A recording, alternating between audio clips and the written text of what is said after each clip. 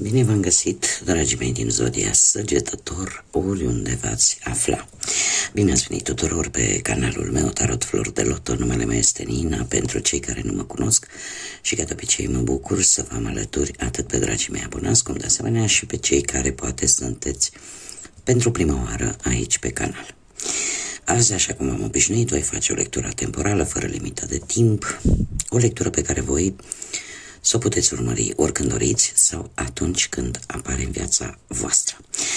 Un lucru de care vă rog ca de fiecare dată să țineți cont, și anume faptul că voi sunteți stăpânii propriei voastre vieți, așa că vă rog din suflet să luați decât acele mesaje care rezonează cu voi, iar restul lăsați-le să zboare în univers, pentru că sigur sunt pentru alte energii care într-o mai mică sau mai mare măsură au o legătură cu Zodia Săgetător.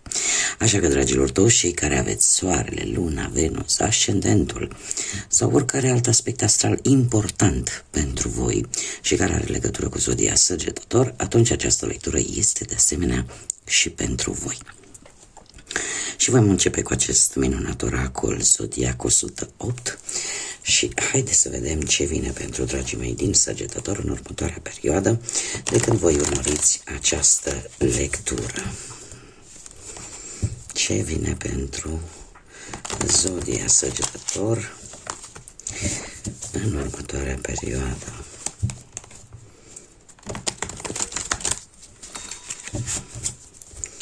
Să vedem.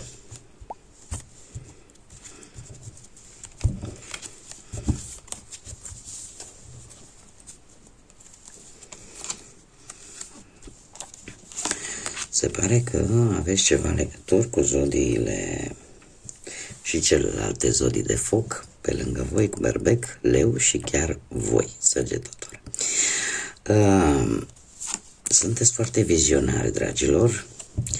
Dacă vorbim strict de voi, sunteți foarte creativi, unii chiar vreți poate să vă deschideți propria voastră afacere.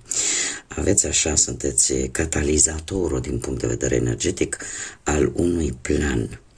Sunteți foarte, cum să spun eu, aveți o forță un pic sălbatică, ca să zic așa, și nu vă deziceți pentru că voi sunteți, nu, cei care vă avântați în aventuri noi, în ținuturi noi, în situații noi, în experiențe noi, pentru că sunteți foarte doritori de cunoaștere.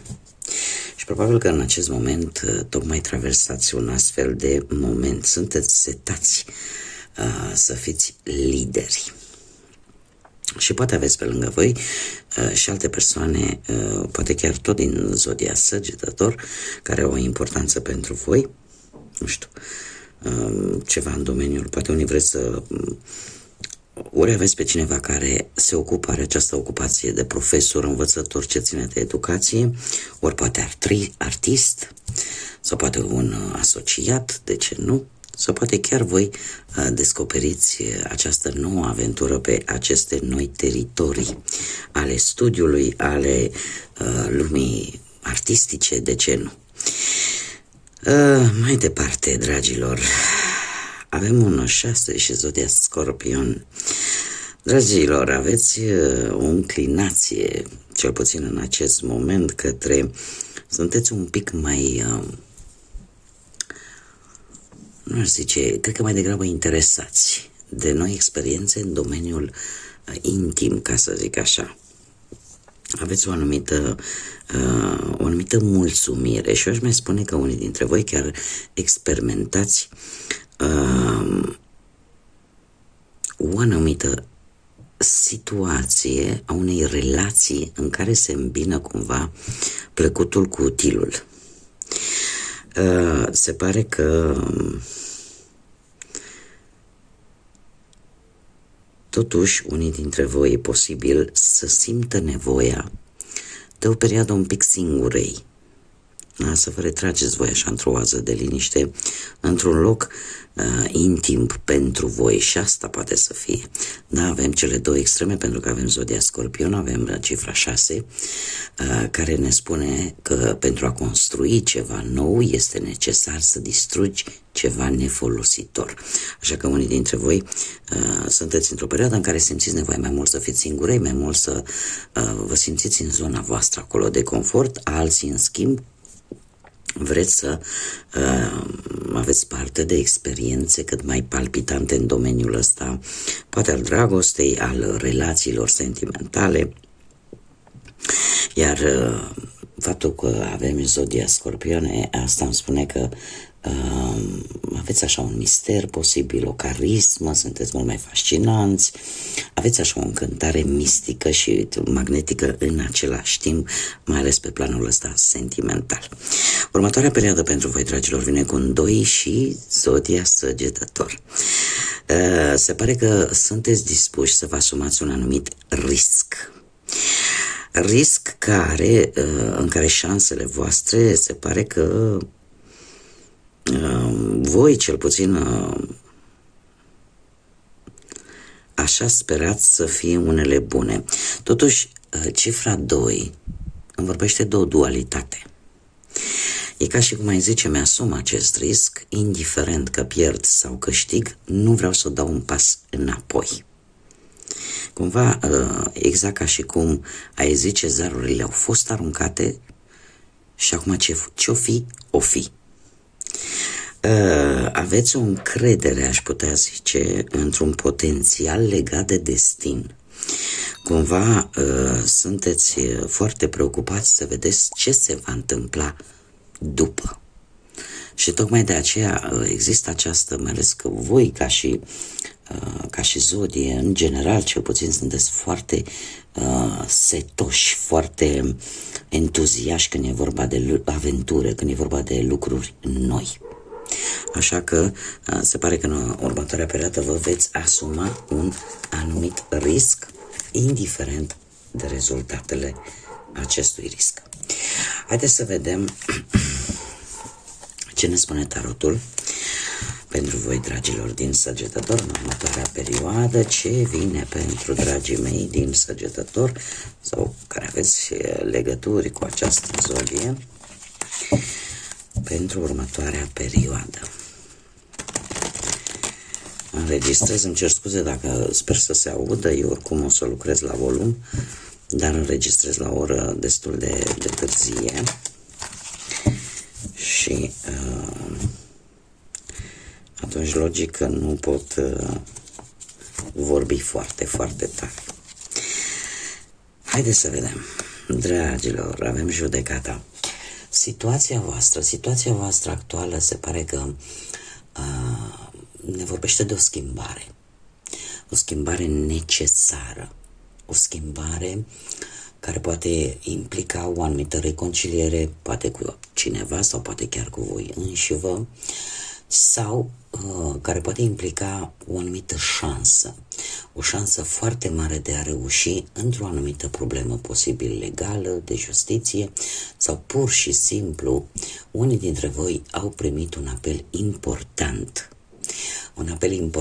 care pentru unii a venit cu o lecție importantă, pentru alții a venit cu ceva pozitiv. Dacă vorbim de muncă, se pare că efortul vostru cumva a fost valorat într-un mod pozitiv. Această carte, în mod special, ne vorbește de prejudecăți. Ne vorbește de acele lucruri pe care de obicei suntem tentați să le judecăm fără să știm ce există în spatele respective situații sau în spatele respectivei persoane, dacă vorbim de o energie. Și atunci, probabil că în această perioadă ar trebui să fiți un pic atenți la aceste prejudecăți și dacă nu le faceți voi, dacă nu le aveți voi, să nu participați la acest gen de prejudecată din partea altora. Este sfatul acestei cărți. Unii dintre voi care poate, eu aș zice că ori ați avut parte de o lovitură de noroc, mai ales pe partea asta bănuților, sau pe partea unei, nu știu, unui contract, niște documente care pentru voi au fost destul de favorabile. Iar asta v-a transformat, pentru că această carte îl reprezintă pe Pluton. Pluton, care știm foarte bine este planeta transformării, care te obligă, vrei, nu vrei, să schimbi ceva. Dacă vorbim de viața sentimentală, se pare că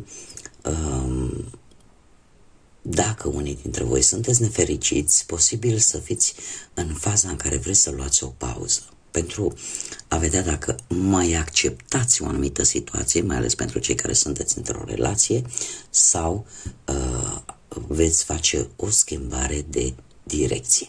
Pentru cei care nu au probleme în relație, se pare că sunteți într-o perioadă de înțelegere, de armonie. De asemenea, chasing ray apare pentru voi cel puțin o încercare foarte sinceră de a reîncepe din nou o anumită relație din trecut. De ce? Pentru că se pare că a apărut o veche iubire.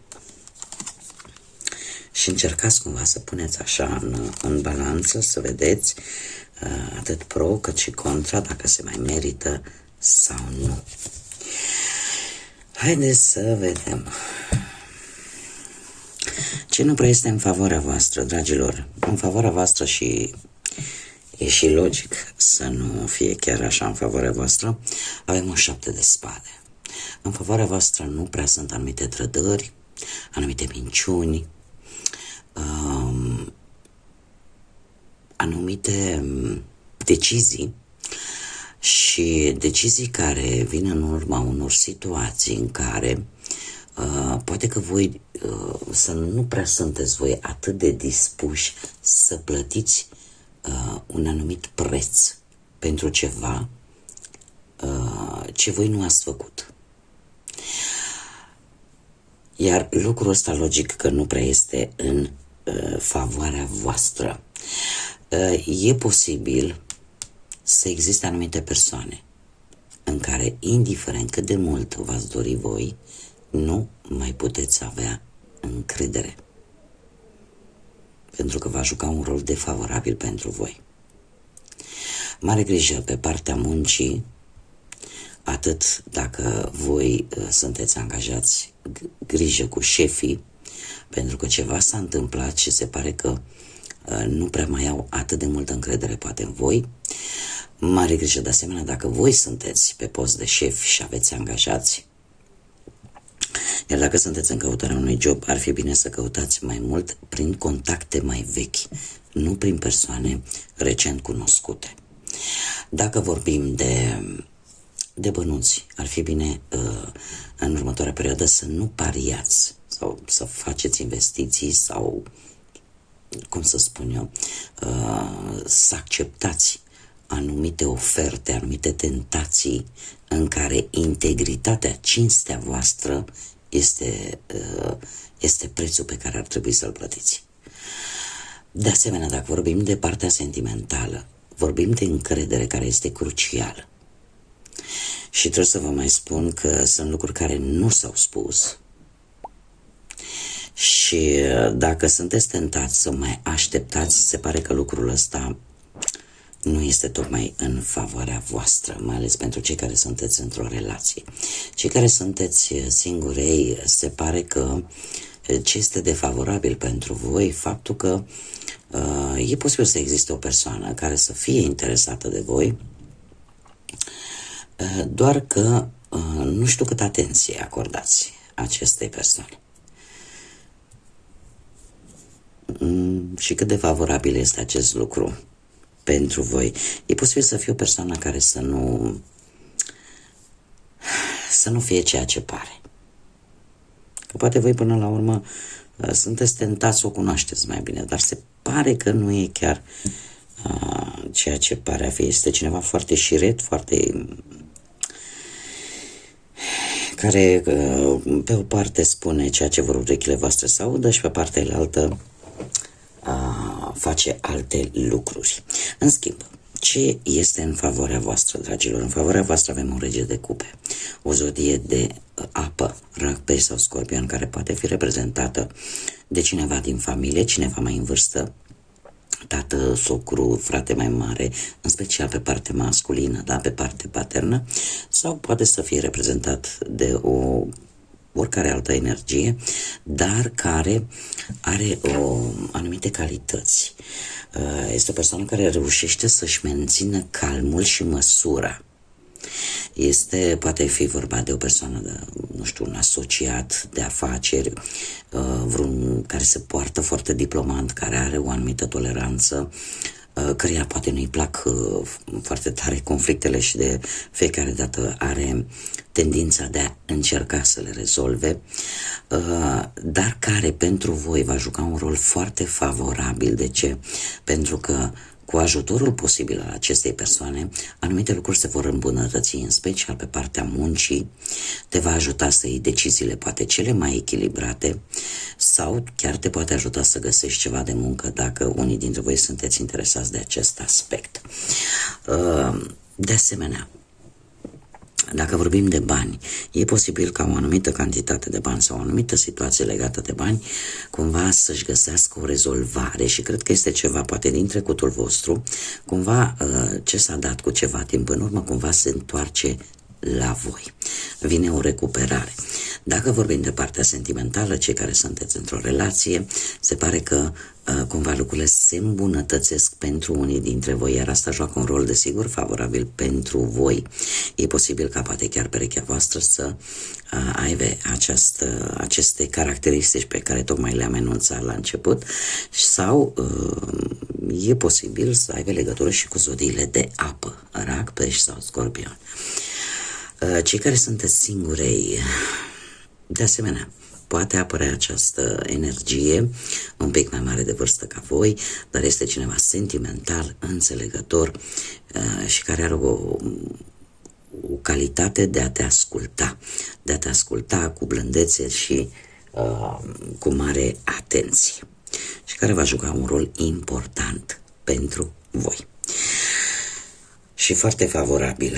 Ce puteți voi controla, dragilor, în următoarea perioadă? Voi puteți controla acest 4 de cupe. Un 4 de cupe care îmi vorbește de o atitudine de defensă pentru unii dintre voi.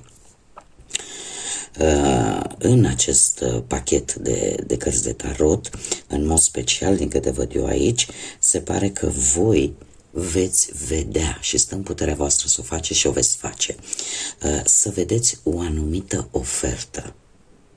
Chiar dacă aparent unii dintre voi poate sunteți plictisiți, nu știu, că nu v-ați plictisit poate la locul de muncă să faceți mereu același lucru și nu voi sunteți o energie curioasă care vrea să știe cât mai mult, să încerce cât mai multe lucruri, dar voi sunteți într-o perioadă în care poate unii dintre voi studiați, unii dintre voi vreți să vă perfecționați, vreți să învățați mai mult sau vreți să avansați în carieră și veți privi cu foarte mare atenție o ofertă care vine către voi. Vă va capta atenția. Este foarte interesant această carte în acest pachet de cărți de tarot în mod special, pentru că de obicei are o imagine un pic schimbată, dar stă în puterea voastră și de asemenea ce ar mai fi de spus, faptul că veți ști care șanse, care oferte sunt importante și care nu. Posibil să apară oportunități de a face bănuți și veți ști să vedeți care sunt miere și zahăr cu adevărat și care nu. De asemenea, dacă vorbim de viață sentimentală, cei care sunteți deja într-o relație, sunteți conștient că o relație trebuie hrănită. Sunteți conștienți că nu trebuie să fiți atenți decât la necesitățile voastre și încercați să țineți cont și de ce își dorește celălalt, pentru că este ceva ce voi puteți coordona.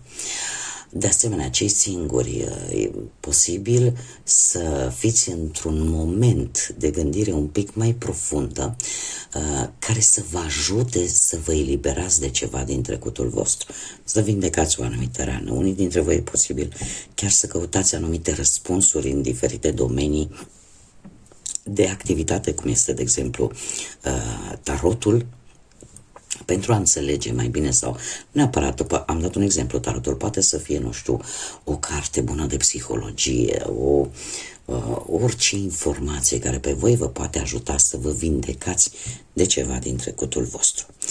Ce nu puteți voi controla, dragilor, în următoarea perioadă? Un 3 de monede.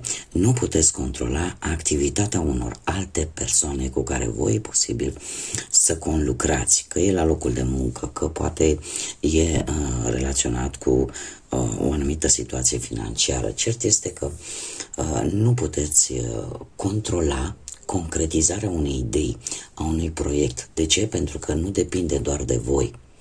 Există implicarea și altor persoane și această muncă în echipă, ca să zic așa, dacă vorbim de muncă, nu depinde decât de voi și nu dețineți controlul voi 100%. Dacă vorbim de bănuți, se pare că e posibil să apară anumite recompense, dar desigur ele se vor împărți. Nu va fi decât ceva pentru voi. Nu puteți voi controla acest lucru. Cum de-al minte, viața sentimentală îmi vorbește de acea apreciere reciprocă pentru cei care sunteți într-o relație. Trebuie să existe atât din partea voastră, dar cât și din partea celelalte persoane, da? Este ceva ce ține de ambii sau ambele persoane. Și atunci, atâta timp cât nu există acest respect, această apreciere de tot ceea ce face fiecare unul pentru celălalt și să-l accepte unul pe celălalt așa cum este el sau ea, cumva nu depinde doar de voi, depinde de amândoi, de ambele persoane. Cei singurei, se pare că fără voia voastră și fără să dețineți voi controlul, poate apărea cineva interesant, ori la locul de muncă, ori poate în timp ce unii dintre voi căutați de muncă. Da? Este ceva ce voi nu puteți controla. Acum, haideți să vedem, dragilor, ce mesaj are acest minunat oracol al sufletului, așa se numește oracolul sufletului, pentru voi, dragii mei, din Săgetător, în următoarea perioadă, de când urmăriți această lectură. Și mi-a sărit o carte, ia să vedem. Protejează ce iubești. Avem numărul 25, poate să vă spună ceva, și numărul 7. Se pare că trebuie să protejezi ceea ce iubești, pentru că este responsabilitatea și obligația ta. Indiferent că vorbim de energii umane sau indiferent că vorbim de energii venite prin intermediul animăluțelor de companie sau orice alte suflete necuvântătoare, da? Există ceva aici care are nevoie de protecția voastră, pentru că se pare că ține de voi foarte mult. Cumva apare această cum să zic eu, această responsabilitate, dar în același timp această obligație, că e vorba poate de un copil, că e vorba poate de cineva din familie, cineva drag vouă. Cumva mesajul ăsta vine cu un scop, vine pentru unii dintre voi și probabil că are legătură ori cu cifra 20, cu numărul 25, ori cu cifra 7.